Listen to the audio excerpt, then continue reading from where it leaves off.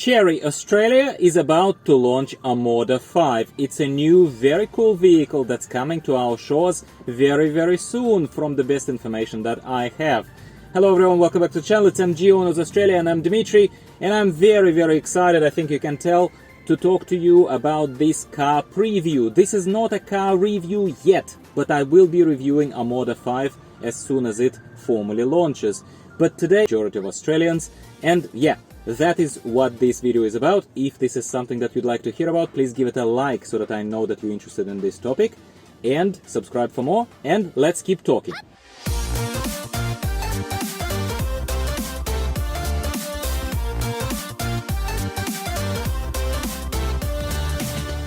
Chery Automobile is an enterprise from China, and it's one of the relatively major players in China.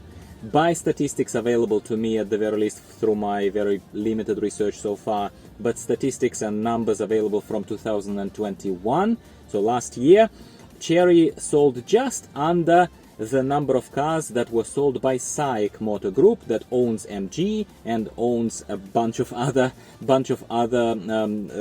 enterprises such as LDV. So that is just for your information. So Chery sold like just under 1 million units in China, and SAIC Motor Group sold just a little bit over 1 million units. So that is to give you an idea that it's a similarly sized corporation in China, and they have actually been on Australian shores in 2011, believe it or not, and their launch here was maybe not as successful. Otherwise, if it was successful, they would have stayed on our shores, I suppose. But it was a long time ago. Chery has evolved just like every other car brand out there, and they are making new advances to our shores, which is beyond exciting. Why is it exciting? First of all, they will bring value packaged into a much smaller monetary envelope. In other words, their cars are going to be priced more competitively. That is an assumption. I do not know yet exactly how Omoda 5 and any other vehicles that Chery is going to bring to our shores are going to be priced, but I think it's a fairly safe bet, and I will explore it as a private owner who is interested in the vehicle, just like you will, when this actual launch happens. I heard about Omoda 5. I saw certain references to Omoda 5 and loved the design of the car on the internet. And everything goes according to plan, mainly at Chery Australia, and hopefully I will be invited into the actual reveal of the prototype. It's very exciting for me because I'm a car enthusiast. I'm not one of those people who are nitpicky about the numbers, if you know me, and if you don't know me, well, now you do.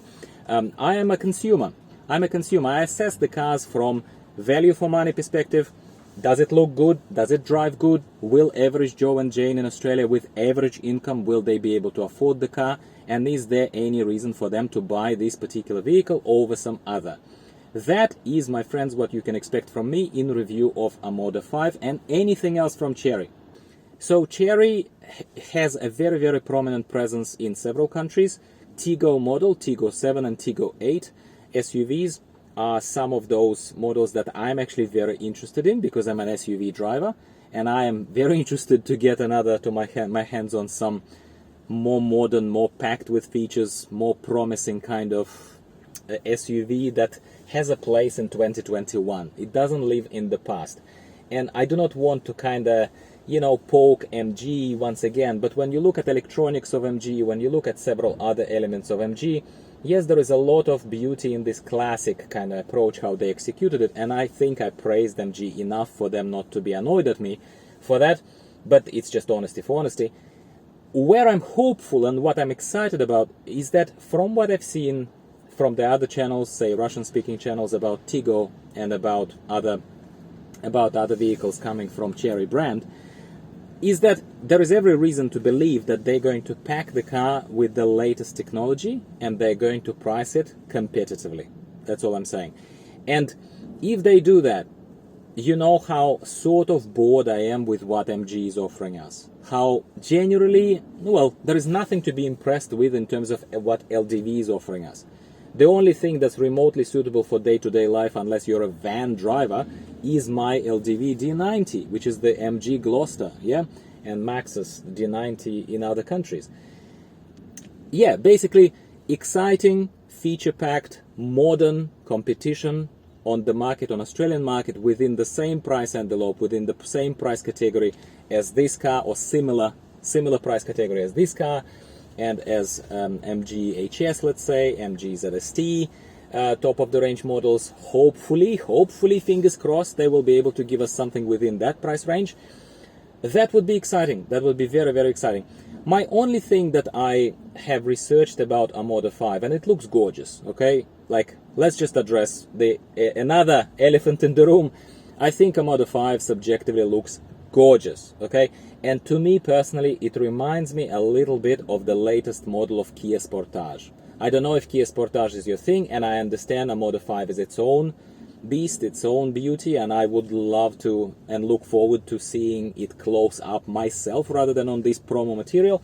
Yeah, but Sportage is gorgeous. Sportage is gorgeous.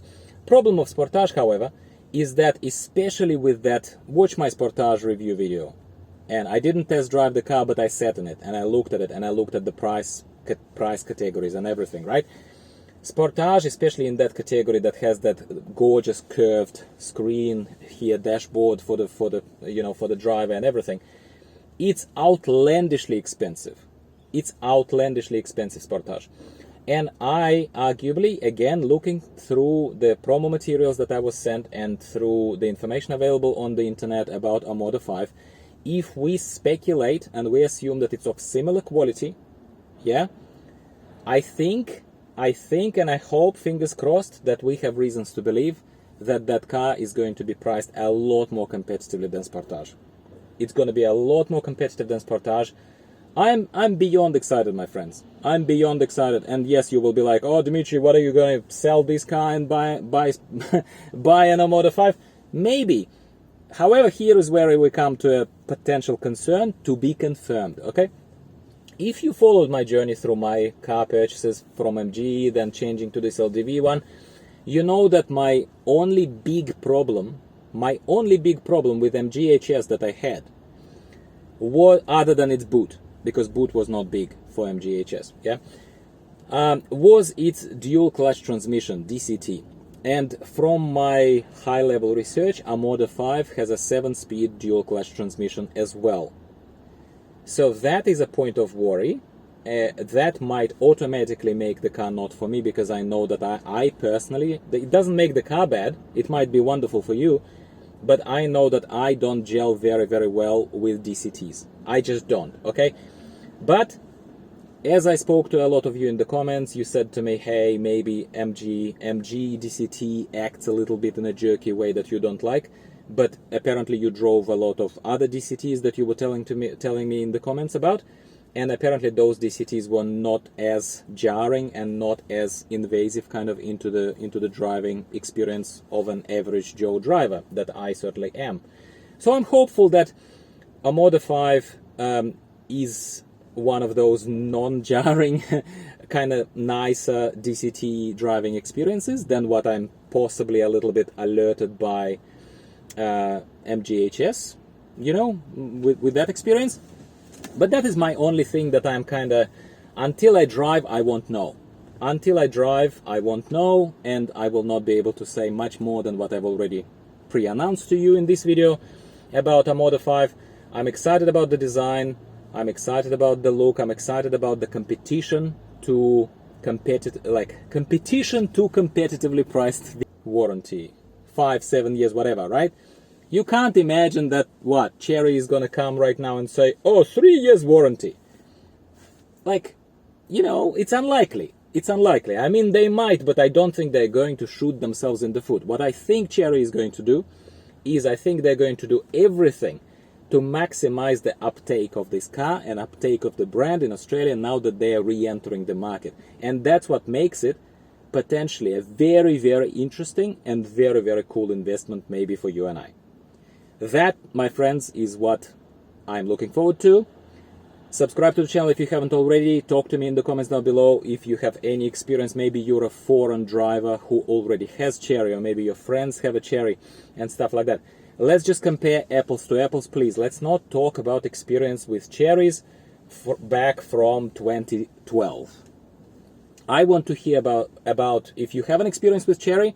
Let's compare apples to apples, and let's talk about if you have a Chery version, Tiggo for example, that was manufactured last year. I would love to hear what the quality and what your experience is with a modern Chery car, because we're about to see even more modern version. Yeah, very excited here, my friends. Hopefully you are too. Give me a like, subscribe to the channel as I invited you already, and stay tuned for more videos from me. Hopefully something coming soon enough about Chery hands-on experience, driving, elements of it. I'm going to give it proper justice as soon as I can. Talk to you soon. See you later. Bye for now.